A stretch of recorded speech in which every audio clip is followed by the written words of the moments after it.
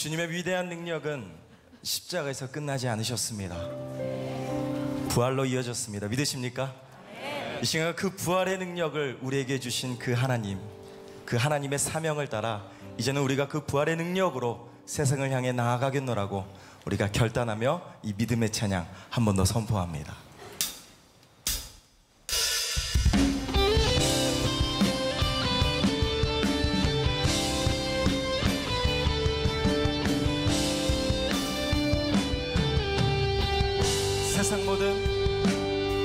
세상 모든 민족이 구원을 얻기까지 쉬지 않으시는 하나님,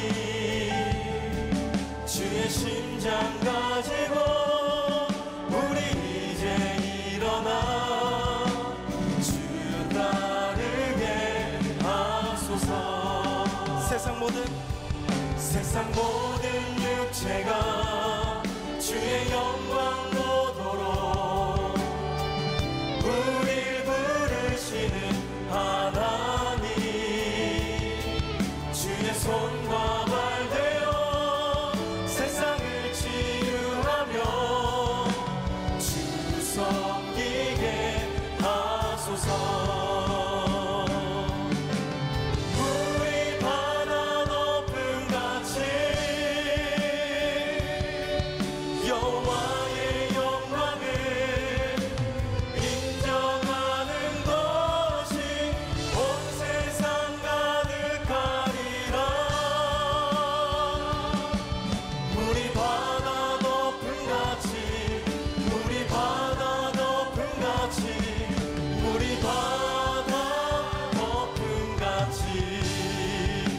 한 번 더 선포합니다.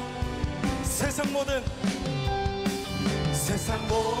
민족이 구원을 얻기까지 쉬지 않으시는 하나님, 주의 심장 가지고 우리 이제 일어나 주 따르게 하소서. 세상 모든 육체가 주의 영광 보도록 우릴 부르시는 하나님,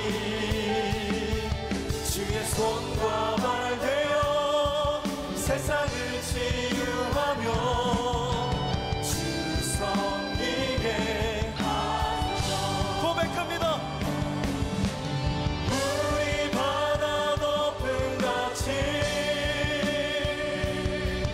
여호와의 영광을 인정하는 것이 온 세상 가득하리라. 물이 바다 높음 같이, 물이 바다 높음 같이, 물이 바다. 우리가 믿음의 손 들고 고백합니다. 물이 바다, 물이 바다 높음 같이 여호와의 영광을 인정하는 것이 온 세상 가득하리라. 물이 바다 높음 같이, 물이 바다 높음 같이, 물이 바다 높음 같이.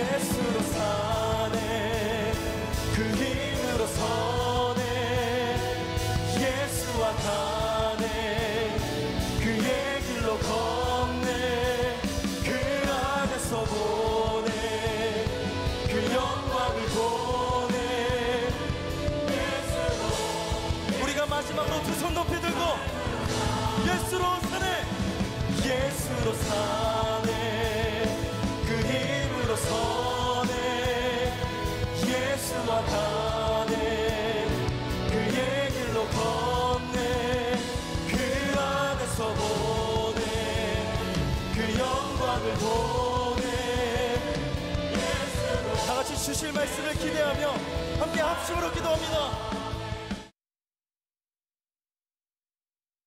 할렐루야. 몇 분들하고 같이 인사하십시다. 예수님은 부활하셨습니다. 어떤 분들은 이곳에 어느 은행이 금리가 제일 높을까 그런 고급 정보를 좀 주지 막 이렇게 생각하는 분들이 있을지도 모르겠는데, 여러분,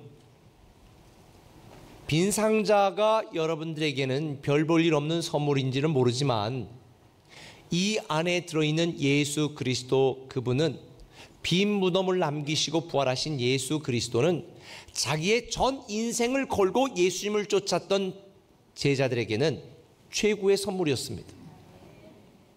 자기의 전부를 걸고 쫓았던 예수님이 십자가에 달려 죽으신 뒤에 얼마나 실망했겠습니까?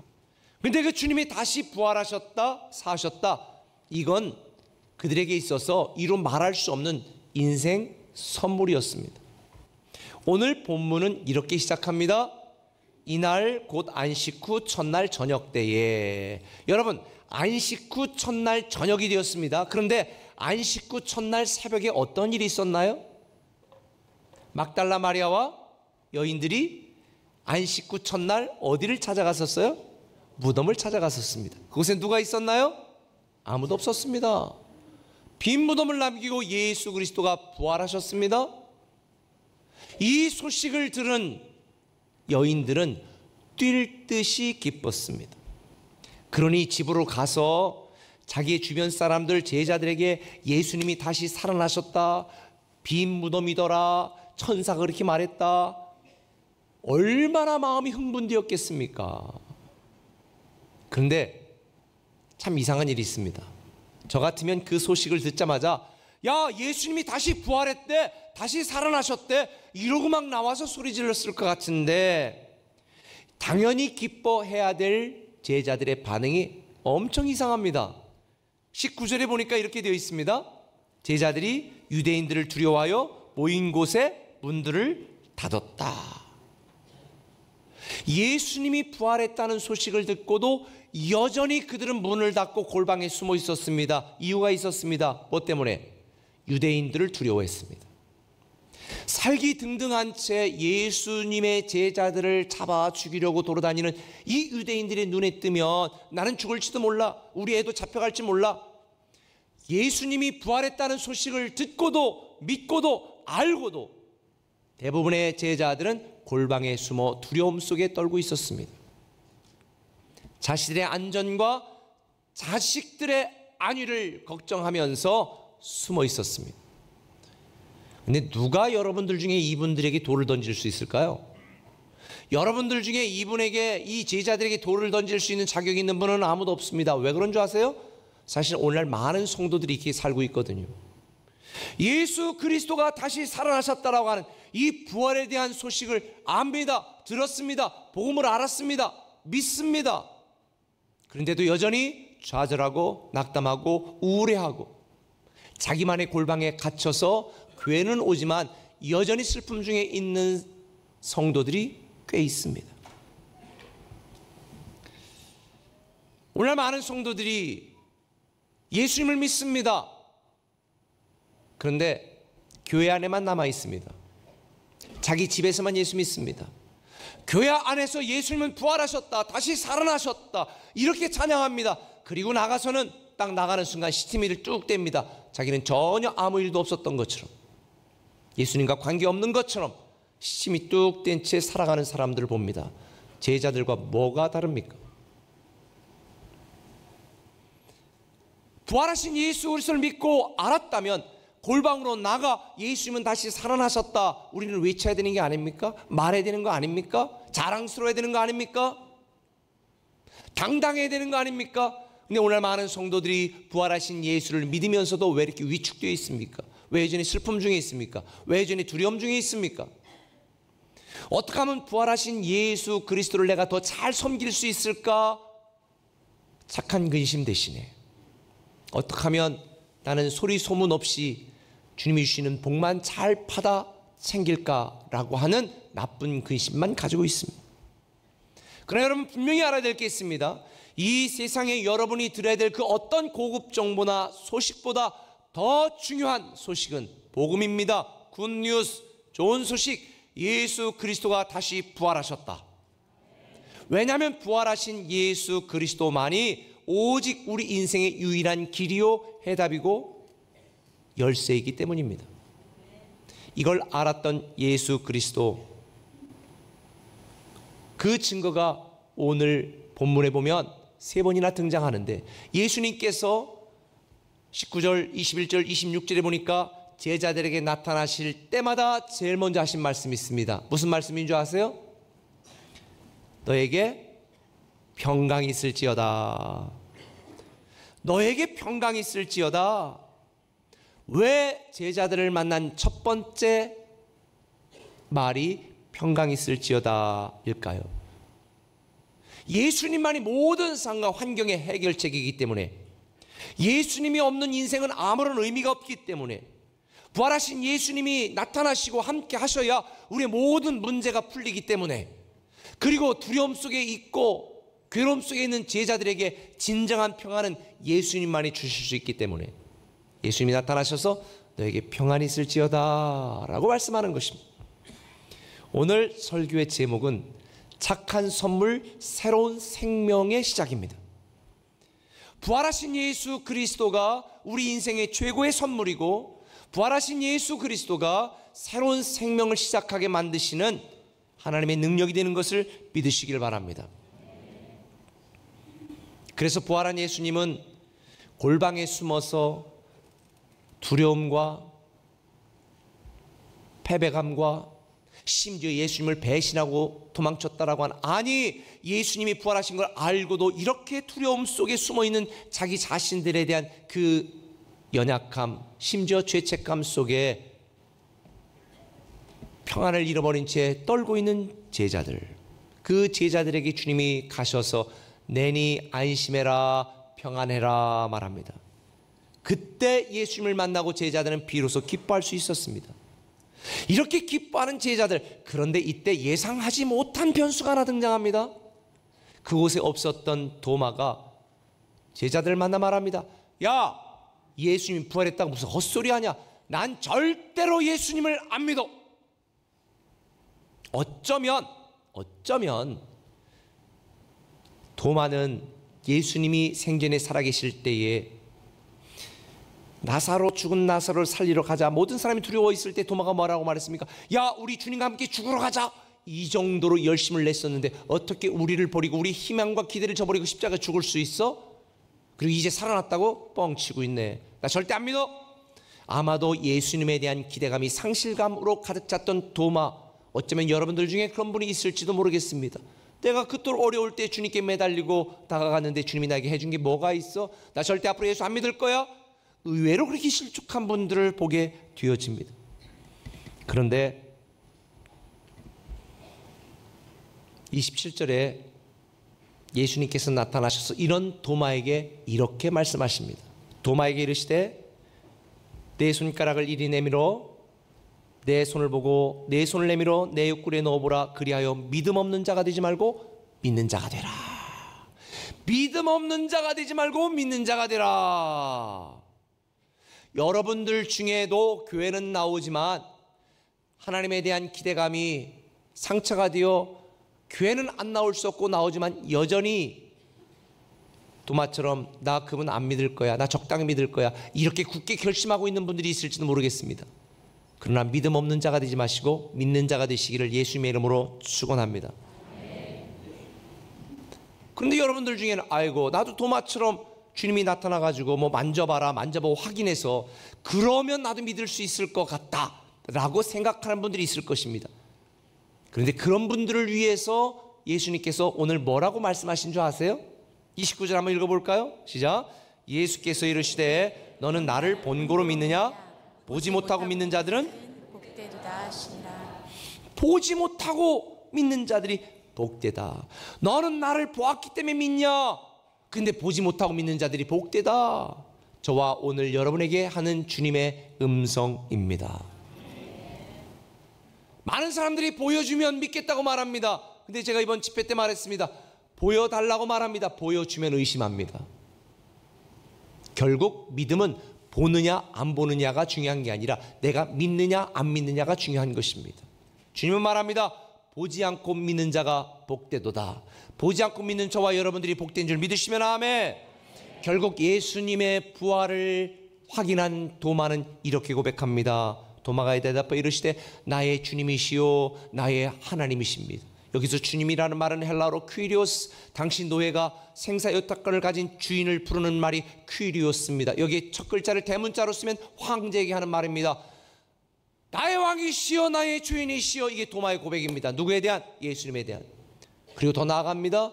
나의 하나님입니다. 데오스, 당신은 나의 하나님입니다 라고 고백합니다. 부활한 예수님을 만난 도마는 절대 믿지 않겠다고 이를 갈았던 도마는 삶이 변했습니다. 생각이 변했습니다. 부활하신 예수님을 만나면 도마처럼 인생이 변하게 되어 있습니다. 왜 여러분들이 부활하신 예수님을 믿으면서도 여러분의 삶이 변하지 않습니까? 믿지 않아서 그렇습니다. 부활하신 예수님을 믿으면 분명히 변하게 되어 있습니다. 인생이 달라지게 되어 있습니다. 죄가 뭘까요? 죄 중에 가장 큰 죄가 뭔지 아세요?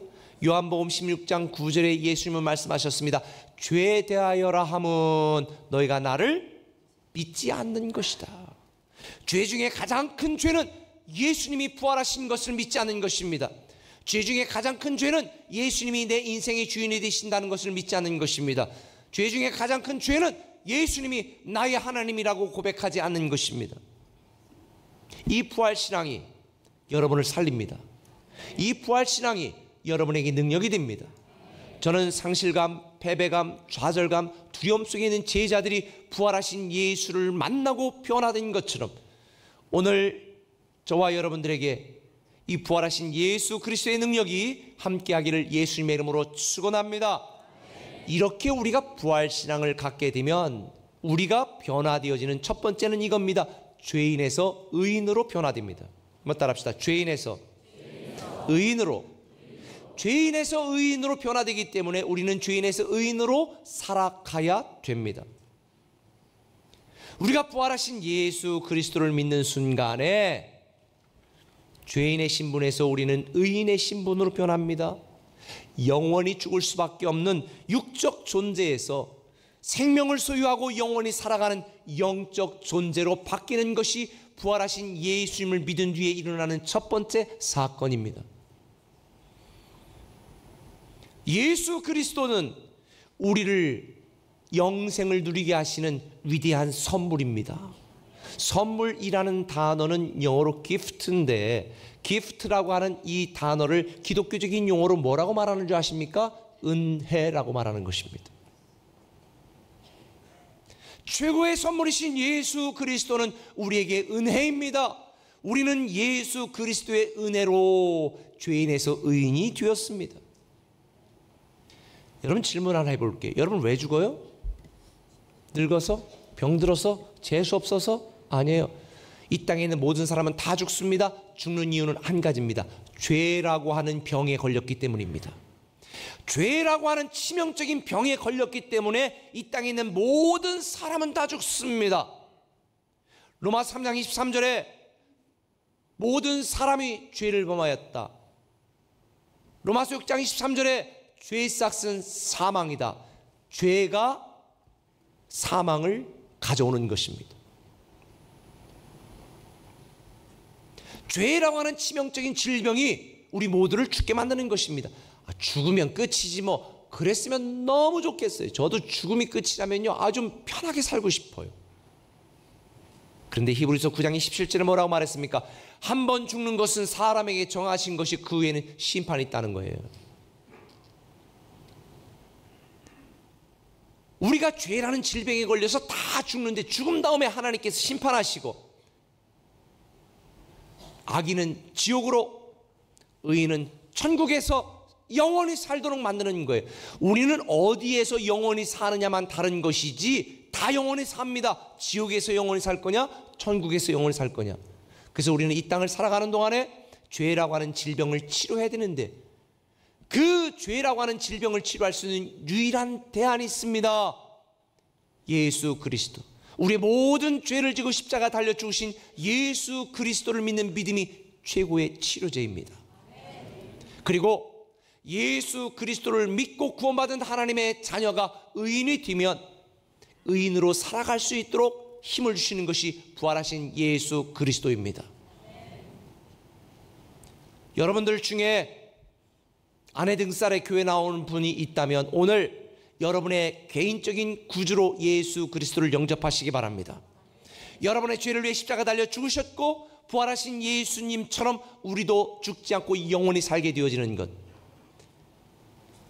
이게 오늘 성경을 보면 예수님께서 부활하시고 나서 첫 번째로 제자들에게 나타나셨어요. 나타나셔서 뭐라고 말씀한 줄 아세요? 21절에 너희에게 평강이 있을지어다. 22절에 이 말씀을 하시고 그들을 향하사 숨을 내쉬며 이르시되 성령을 받아라. 제자들에게 나타나서 평안이 있으라 말하고 제일 먼저 뭐라고 하냐면 숨을 내쉬면서 너희가 성령을 받으라. 이게 숨을 내셨다는 게 중요한 게 아니라 뭐를 받으라? 성령을 받으라는 거예요. 근데 여기서 숨은 뭐를 의미하냐면 생기, 하나님의 영을 의미합니다. 하나님께서 창세기 2장 7절에 보면 제가 양육 시간에 가르치는 건데 미리 말씀을 해드리는 거예요. 창세기 2장 7절에 보면 여호와 하나님이 사람을 흙으로 지으시고 그 코에 뭐를 불어넣었어요? 생기, 숨을 불어넣으셨어요. 생기를 불어넣으시니 사람이 뭐가 됐어요? 생명은 말 그대로 생명을 소유한 영적 존재, 이런 뜻입니다. 하나님이 그 코에 생기, 하나님의 영을 불어넣으시니 사람이 생명을 소유한 영적 존재가 되었더라.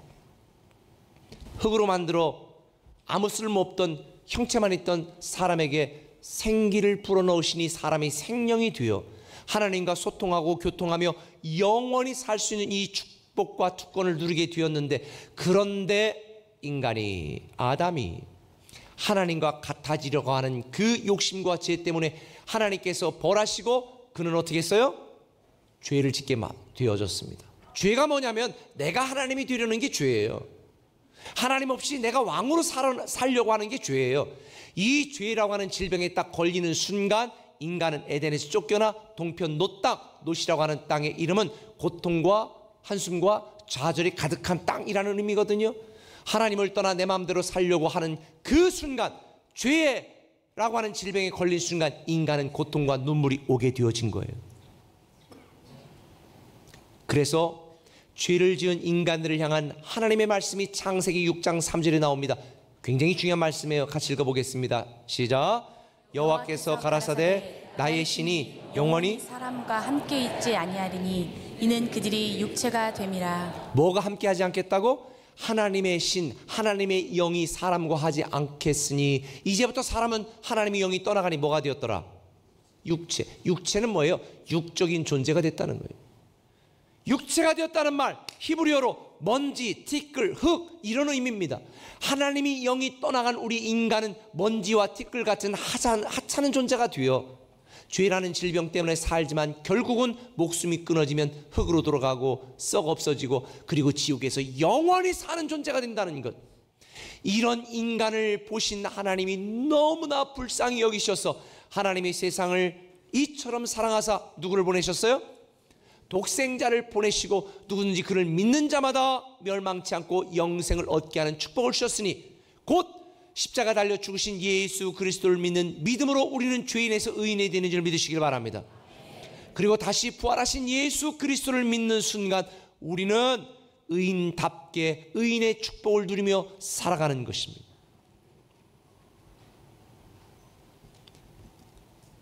그래서 여러분들 로마서 8장의 9절에 보면 이렇게 말합니다.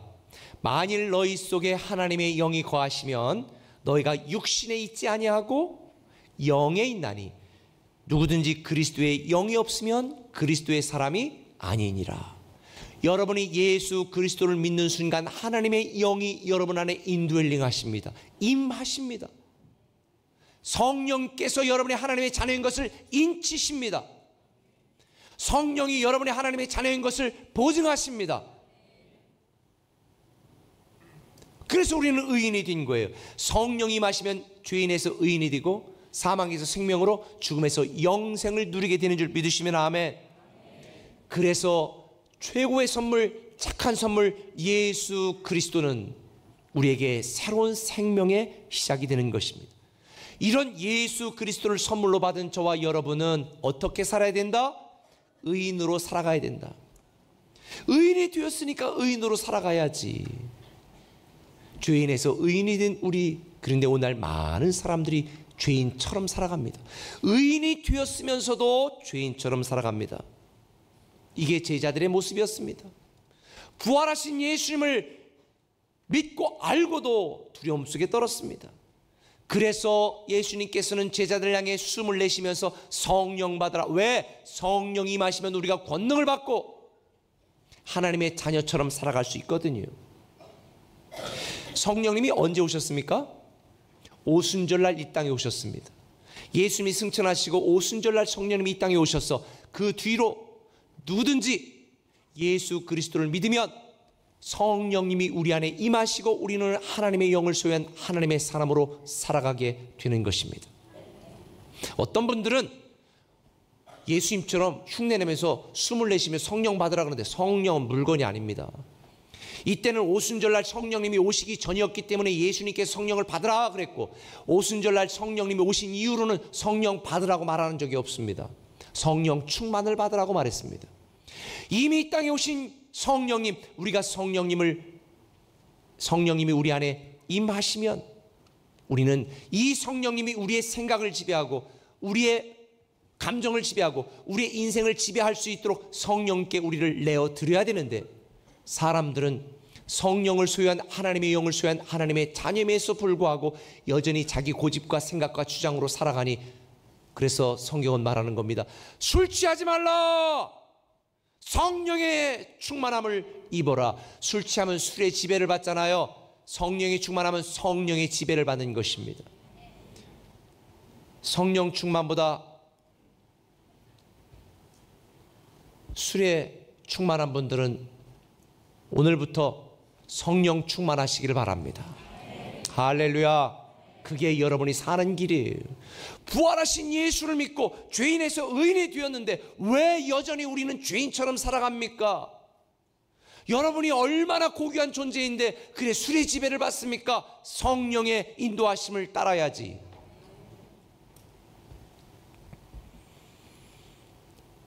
저는 오늘 여러분들이 성령님의 지배를 받고 성령님이 여러분을 이끌어가고 성령님이 여러분을 주관하여 죄인에서 의인으로서의 삶을 살아가는 정말 멋진 그리스도인이 되기를 예수님의 이름으로 축원합니다. 근데 여기서 머무르면 안 돼요. 오늘날 기독교의 문제가 바로 여기에서 머무르기 때문이에요. 예수 믿고 구원받고 의인 되었으니까 끝났다? 아니에요. 의인에서 증인으로 살아가야 됩니다. 한번 따라합시다. 의인에서 증인으로 살아가라. 의인이 되었기 때문에 우리는 의인의 자리에 머무르는 것이 아니라 증인으로 나아가야 되는 것입니다. 오늘 21절에 예수께서 또 이르시되 너에게 평강이 있을지어다. 아버지께서 나를 보내신 것처럼 나도 너희를 보내노라. 우리는 보냄받은 자입니다. 주님은 우리에게 의인으로 만들어주셨고 의인의 자리에 머무는 것이 아니라 증인으로 살아가라고 말하고 있습니다. 정말로 부활하신 주님을 믿는다면 우리는 살던 대로 살 수 없습니다. 인생이 변하게 되어 있습니다. 제가 부활하신 예수님을 믿는 순간 제 인생은 변했습니다. 오늘날 성도들이 왜 그렇게 변하지 않는가? 십자가에 달리신 예수만 믿으니까 맨날 눈만 흘리고 있어. 아니에요. 이제 십자가에 달리신 예수님만 믿는 게 아니라 이제는 부활하신 예수님을 믿어야 됩니다. 부활하신 예수님을 믿어야 우리의 인생이 변화가 된다니까요.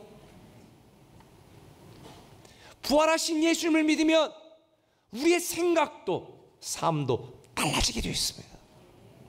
불행하게도 오늘날 많은 성도들이 부활하신 예수님을 머리로만 믿고 일상의 분주함 뒤에 숨어 있습니다. 그러니까 삶에서 아무런 일도 일어나지 않는 것입니다. 제자들처럼 부활하신 예수님을 믿는다 하면서도 여전히 패배감, 죄책감, 두려움, 열등감, 슬픔 속에 골방 안에 머물러 있는 것입니다. 저는 우리 꿈의 교회 성도들은 교회 안에서만 성도가 되지 않았으면 좋겠습니다. 교회 안에 와서 예수님이 부활했다고 마음껏 찬양합니다. 그리고 나가는 순간 시침이 뛰잖아요. 아무 일도 없었던 것처럼. 왜 여러분이 만든 골방에 지금 머물러 있습니까? 우리는 골방에서 열방을 향해 증인된 삶을 살아야 됩니다. 오직 성령이 너에게 임하시면 너희가 권능을 받고 땅끝까지 증인이 되라고 말씀하셨습니다. 근데 대책 없이 내몬 게 아니에요. 23절에 보면 너희가 누구의 죄든지 사하면 사해질 것이고 누구의 죄든지 그대로 두면 그대로 있으리라. 이 말은 뭐 우리가 가서 고해성사 받고 너 죄 사함 받았다 이렇게 하라는 얘기가 아니에요. 여러분, 권세적인 최고의 권세는 복음의 권세입니다. 우리가 복음을 증가하고 그가 믿으면 그는 죽음에서 어떻게 돼요? 구원받습니다. 살아나는 것입니다. 근데 우리가 그에게 복음을 증가하지 않으면 그는 살아있는 것 같으나 죽은 것입니다. 우리는요, 사람을 죽일 수도 있고 살릴 수 있는 복음의 권세를 가졌다는 의미입니다. 여러분이 입을 열어 증인의 삶을 살면 그 사람은 살아납니다. 여러분이 입을 닫으면 그 사람은 죽습니다. 우리는 이런 막강한 권세를 가졌어요. 저는 여러분이 의인에서 증인이 되시기를, 착한 성도가 되시기를 예수님의 이름으로 축원합니다. 로마서 5장 32절에 말합니다. 우리는 이 일의 증인이요 하나님이 자기에게 순종하는 사람들에게 주신 성령도 그러하니라. 오늘 서두에 소개한 도마, 초대교회 전승에 의하면 제자들 중에 가장 먼 인도에 가서 복음을 증거하다가 20년 동안 증거하다가 창에 찔려 순교했습니다. 지금도 인도 남부 첸나이라고 하는 곳에 가면 도마의 유족들이 남아 있습니다. 근데 도마 왜 이렇게 가장 멀리까지 가서 이렇게 복음을 증거하다 순교했을까? 저는 이렇게 생각해 봤어요. 의심했을 때 제가 주님이라면 도마한테 가서 야, 이 자식아, 정신 차리 자식아, 뭐 만져봐야 믿는다고? 아이고 이거 얼빠진 만져봐 이 자식아. 그래 뒤통수 몇 대 쳤을 것 같아요. 근데 주님이 가서 도마야, 못 믿겠니? 나야 나. 손 넣어봐. 자, 손 잡아봐. 도마가 얼마나 부끄럽겠습니까? 거기다가 또 한마디도 하셨잖아요. 넌 바수나 믿냐? 보지 않고 믿는 자가 더 복이 있다. 얼마나 쪽팔렸겠습니까? 그러니 그 부끄러움, 자기가 마땅히 책망을 받아야 되는데도 불구하고 와서 우리의 실패, 우리의 아픔, 우리의 연약함을 다 아시고 격려해 주시고 다시 품어주시는 그 주님의 사랑을 깨닫는 도마, 나는 가장 먼 곳까지 가서 복음을 증거해야 되겠다. 아마 이렇게 결심하지 않았을까? 저와 여러분들 중에도 부활하신 예수님을 믿는다 하면서도 여전히 쓰러지고 낙담하고 상처받았다고 징징대고 골방에 숨어있는 저와 여러분들 다시 찾아오셔서 힘내, 나 보고 믿어. 그런데 보지 않고 믿는 게 더 복된 거야. 힘내. 이러고 우리에게 다시 또 이 사명을 말씀해 주시니, 사랑하는 꿈의 가족 여러분, 저는 저와 여러분들 이 부활하신 부활주일에 최고의 선물이신 부활하신 예수 그리스도를 믿는 믿음 안에서 여러분의 무너진 관계가 다시 살아나길 바랍니다. 여러분 깨어진 망가진 헌신과 열정이 다시 회복되시길 바랍니다. 부활하신 예수 그리스도와 더불어 빈 무덤을 남기시고 다시 부활하고 다시 주님 앞에 새로운 믿음으로 시작하는 저와 여러분 되시기를 예수님의 이름으로 축원합니다.